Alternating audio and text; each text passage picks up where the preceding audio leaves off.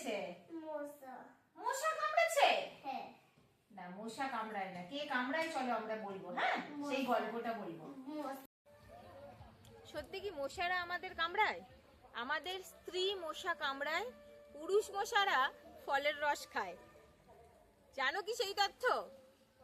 স্ত্রী মশা যারা, তাদের যে প্রোবোসিস আছে, যে হুকটা আছে, সেটা খুব সাংঘাতিক সূচের মতো ধারালো হয়, যেটা কিনা আমাদের যে কোনো প্রাণীর এই যে স্কিনটা আছে, এই স্কিনটাকে ফুটো করে রক্তটাকে চুষতে সাহায্য করে। তো স্ত্রী মশারাই কিন্তু রক্ত সংগ্রহ করে, পুরুষ মশারা করে না। তার পেছনে কারণ আছে, কারণ স্ত্রী মশারা রক্তটা সংগ্রহ করে ওদের পাকস্থলীতে নিয়ে যায়, যাতে ওরা যে ডিমটা পারে সেই ডিমটা পারতে ওদের সুবিধা হয়, সেটা ফার্টিলাইজ করতে ওদের যাতে সুবিধা হয়।